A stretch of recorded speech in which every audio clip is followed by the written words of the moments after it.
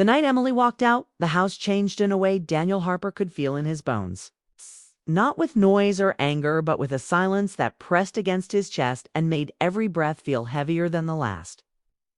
She did not shout or cry, and that somehow hurt more than if she had. She stood near the door with her coat on, her eyes tired, her voice calm but distant, and said she needed space because she no longer recognized their life together. And before Daniel could find the right words to stop her, the door closed and the sound echoed through the hallway like a final answer.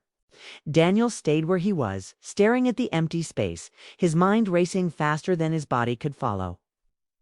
Thinking of all the small moments he had ignored, the dinners he missed, the conversations he half listened to, and the way love slowly slipped into routine without him noticing.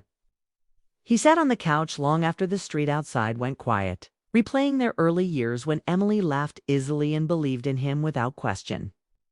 Wondering when he stopped showing her the man she fell in love with. Sleep barely came, and when it did, it was broken and restless, filled with memories he could not fix. The next days moved quickly, but felt empty, as if time was rushing forward while he stayed stuck, eating simple meals, going to work, coming home to a house that no longer felt like home. He told himself she would return soon, that this was just a pause. But the silence of her absence made doubt grow stronger each hour. On the third morning, the doorbell rang, sharp and unexpected, pulling Daniel out of his thoughts.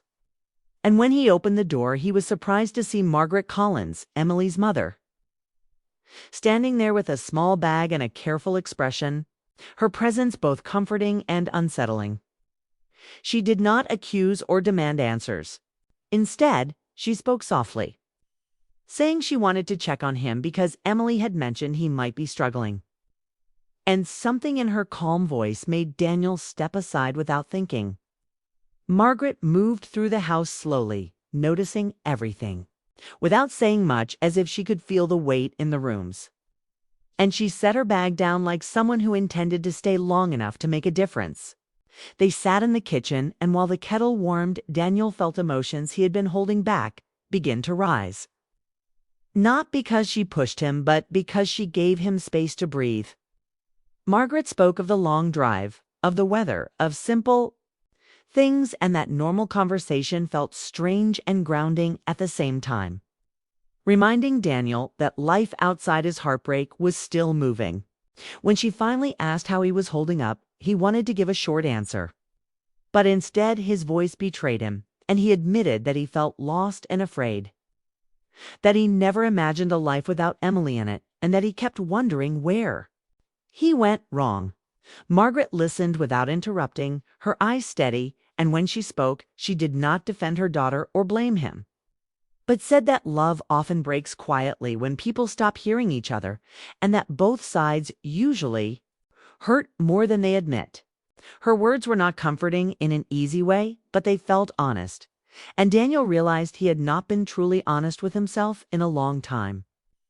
As the day moved on, Margaret stayed, cleaning small things, organizing shelves, filling the house, with gentle movement that made it feel less empty, and Daniel found himself talking more than he expected, sharing thoughts he had never said out loud about work pressure, fear of failure, and how he thought being steady and providing was enough, not realizing Emily needed emotional presence more than anything. Margaret did not excuse his mistakes, but she helped him see them clearly, not as reasons to hate himself, but as lessons he could still learn from. That evening, as the sun set and the lights came on, Daniel felt a strange mix of pain and calm, because while Emily was still gone, something inside him had shifted, as if the night was no longer just about loss, but about understanding. Margaret said she would stay a few days. Daniel felt grateful in a way that surprised him, because her visit did not feel like an intrusion, but like an unexpected lifeline thrown into deep water. As he lay in bed later, listening to the quiet hum of the house, he realized that this moment, painful as it was, might be the beginning of something important, not because Emily had left, but because he was finally being forced to face himself. And he wondered, with a mix of fear and hope, Whether this quiet change could lead him back to the life he almost lost or toward a new version of himself he had never known. Margaret's presence quickly changed the rhythm of the house, not by force but through steady, quiet actions that made the days move faster and feel lighter at the same time. Each morning she woke early, brewed coffee, and opened the curtains, letting sunlight fill rooms that had felt dark since Emily left.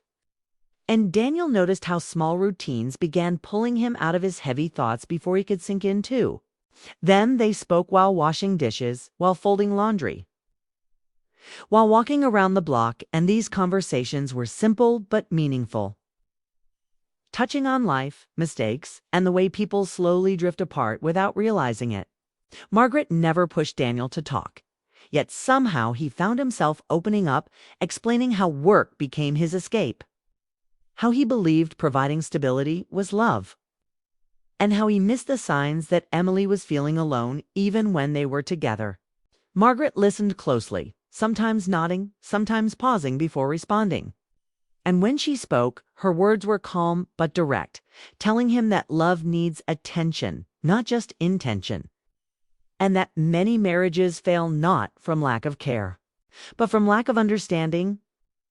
Daniel felt uncomfortable hearing the truth, but he also felt relief, because for the first time, someone was helping him see the problem clearly instead of letting him drown in guilt.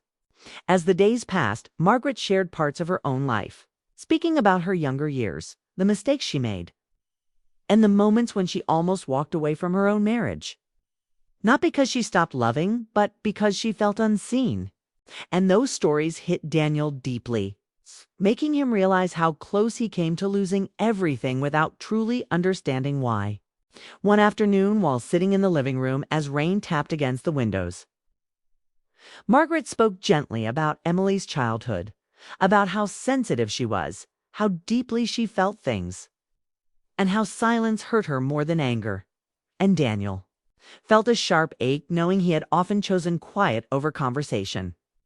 He began writing notes to himself, not messages to send, but thoughts he needed to face, admitting where he shut down, where he avoided conflict, and where he failed to show warmth. And this self-reflection felt painful but necessary, like cleaning an old wound so it could heal. Margaret encouraged him to take care of himself, to eat better, sleep regularly, and step outside even when he did not feel like it, reminding him that change starts with daily choices, not big promises. And Daniel followed her advice, noticing how his mind felt clearer with each small effort. Evenings became calmer, filled with shared meals and quiet talks that helped Daniel feel less alone. And though Emily's absence still hurt, it no longer felt like a weight crushing his chest, but a reality he could face without breaking. Margaret never spoke badly about her daughter, never pressured Daniel to fix things quickly, and never gave false hope. But she made one thing clear, saying that people return only when they feel safe to be heard, and that real growth happens when someone changes for themselves, not to win someone back. That idea stayed with Daniel, shifting his focus away from fear and toward responsibility. And he realized that even if Emily never returned, he needed to become a better version of himself to move forward with dignity. As the second week approached, Daniel noticed how different he felt compared to the man who stood frozen in silence after Emily left. And though pain still lived inside him, it no longer controlled his every thought. Margaret's calm strength, her honesty, and her willingness to sit with discomfort gave Daniel a mirror he could not avoid. And while he still did not know what the future held, he began to believe that whatever came next, he would meet it with awareness instead of denial. One evening, as they sat quietly watching the lights of passing cars outside, Margaret said that understanding is often born in still moments, not loud arguments. And Daniel realized that this time of waiting, guided by patience and truth, was shaping him in ways he never expected, setting the stage for a future that would depend not on hope alone, but on real change. Daniel's life began to shift in ways he hadn't expected during Margaret's visit. And the changes weren't dramatic, but quietly powerful, reshaping his thoughts and actions every day. With Margaret around, the house no longer felt like a place of emptiness or guilt. Her presence filled it with steady energy and a sense of purpose that Daniel hadn't realized he was missing. He started noticing the little things again, the way sunlight caught on the living room floor, the smell of coffee brewing in the morning, the sound of the city waking up outside their windows. Those small observations gave him a strange comfort, as if life itself was reminding him to keep moving forward. Margaret encouraged him to face his feelings honestly, and he began writing letters to Emily that he never planned to send. Not as a way to pressure her, but to understand his own emotions, to put words to his longing, confusion, and regret. He reflected on his marriage with clarity for the first time, seeing not just the moments of failure, but also the times he had loved sincerely but silently, and realizing that understanding himself was the first step to any hope of reconciliation. Conversations with Margaret became a daily habit, and each talk peeled back another layer of doubt or fear, revealing truths about his relationship with Emily and, more importantly, about himself. She told stories of her own life, about times she had failed, times she had walked away, and moments when love required patience, forgiveness, and growth. And Daniel listened with an intensity he had never reserved for anyone else. Slowly, he began cooking again, tidying the house, and taking care of his own well-being. Simple acts that once felt mundane but now carried meaning, showing him that he could nurture life and relationships with intention. The advice Margaret offered was never about controlling the outcome with Emily, but about building a stronger foundation within himself, so that whatever happened next would not be dictated by fear or regret. When she hugged him before leaving, Daniel felt a shift deep in his chest, a mixture of gratitude and newfound determination, because her visit had taught him that growth is quiet but transformative, that healing is not instant but cumulative, and that true love cannot thrive in neglect or avoidance. After Margaret left, the house felt different, still quieter than when Emily was home, yet alive in a way it hadn't been since she walked out. Daniel carried the lessons forward into each day, noticing how his thoughts no longer circled endlessly around blame, and he began responding to emails, walking outside, even smiling at strangers. Actions that seemed small but signaled a return to life and presence. Then, one morning, a message appeared on his phone from Emily. "Can we talk?" His heart raced, but instead of panic, he felt clarity, because he knew he was ready to face her with honesty, not desperation. When they met at a quiet cafe near the river, the conversation was tentative at first, filled with pauses, awkward laughter, and a careful measuring of words. Yet beneath it, mutual recognition that time apart had shifted their perspectives. Emily spoke about noticing the changes in Daniel, about seeing him take responsibility for himself.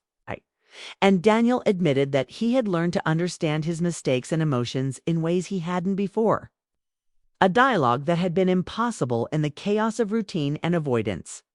They did not solve every problem that day, nor did they pretend the past had not caused pain, but they listened, truly listened, and in that act, trust began to rebuild, fragile but real.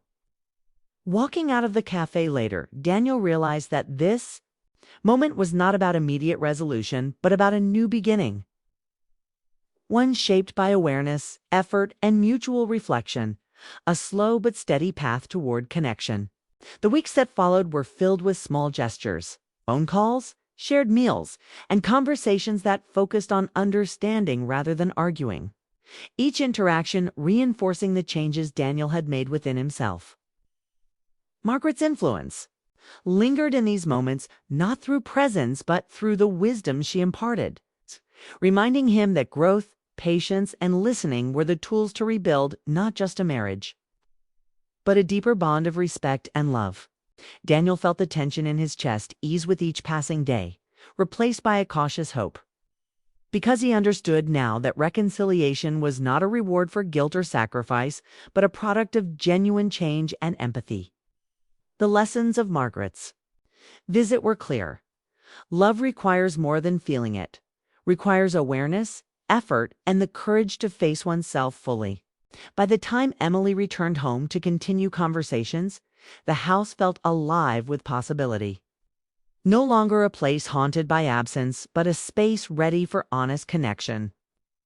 And Daniel knew that the path ahead would be challenging, but for the first time in months, he welcomed it with an open heart, knowing that whatever happened, he'd grown into someone who could meet life and love without fear. The months after Emily's tentative return were not easy, but the change in Daniel was undeniable. And the house that once echoed with emptiness now felt alive with cautious hope and quiet energy. Each day they rebuilt their connection slowly, starting with small gestures like making breakfast together, sharing coffee on the balcony, and talking about things that had seemed unimportant before. Realizing that attention to small moments mattered more than grand promises, Daniel approached the relationship differently now. He listened more, spoke honestly, and shared his feelings without fear of judgment. While Emily, noticing his effort, responded with patience and openness, letting him into her world again without forcing herself or him to rush. They laughed over old memories, acknowledged past mistakes without dwelling on blame, and discovered a rhythm that felt both familiar and new, a balance of comfort and learning that gave their bond depth. Margaret visited again that spring, and this time, the house was filled with warmth and laughter rather than quiet tension, her presence reinforcing the positive changes rather than highlighting loss. Daniel watched Emily hug her mother and realized how much had shifted, understanding that growth and patience had created a space where trust and love could return naturally. He noticed the subtle ways Emily now looked at him with softness, curiosity, and renewed respect, and felt gratitude for the lessons learned through pain and guidance. They went on small walks, revisited favorite spots in the city, and explored new experiences together, strengthening their connection with each shared moment, proving that love could evolve rather than remain stagnant. Even disagreements no longer felt like threats. Instead, they became opportunities to understand each other better, to communicate clearly, and to navigate challenges with empathy, a skill Daniel had lacked before Margaret's visit. The air of tension that had lingered for months finally lifted, replaced with calm confidence in their ability to face life as a team, where mistakes were acknowledged but not weaponized. And understanding outweighed frustration. One evening, as they sat together watching the city lights from the living room window, Daniel felt a deep sense of peace, realizing that he and Emily had learned to cherish presence over perfection, conversation over silence, and effort over assumption. Margaret's influence lingered as a quiet guide in Daniel's mind, reminding him that love thrives on honesty, growth, and listening. And he carried those lessons into every interaction, ensuring that the mistakes of the past would not define their future. They celebrated small victories together, a completed home project, a shared favorite meal, a simple compliment. Daniel saw that these moments, though ordinary, were the foundation for a stronger, more resilient relationship.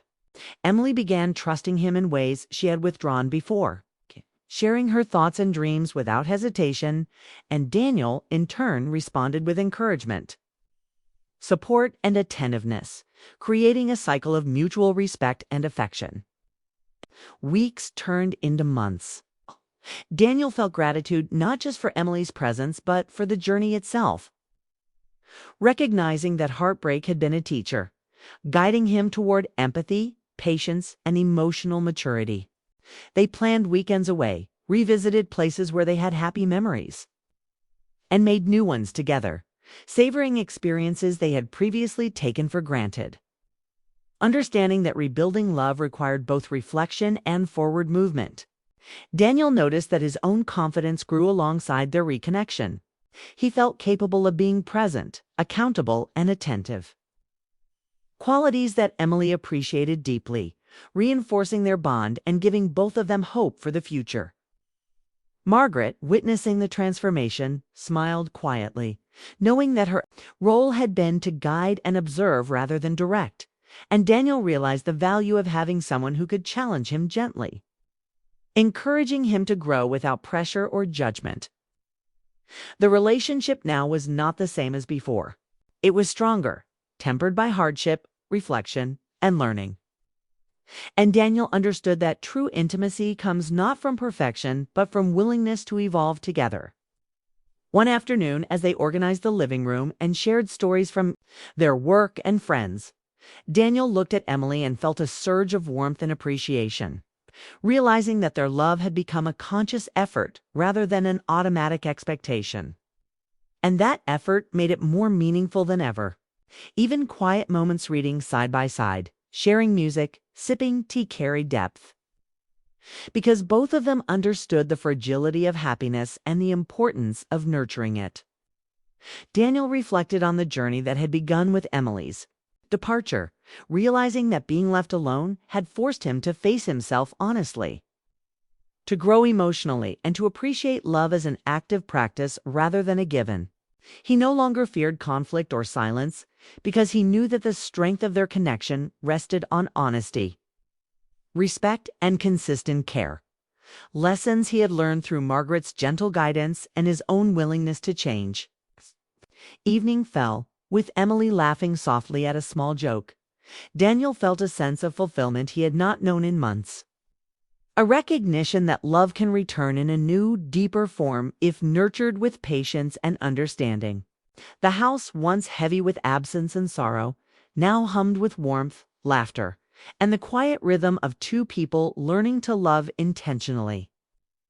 Proving that even after heartbreak, life can open a path to renewed connection, growth, and lasting hope. And Daniel knew that no matter what challenges remained, he and Emily had discovered a way to move forward together, grounded in trust, care, and mutual understanding.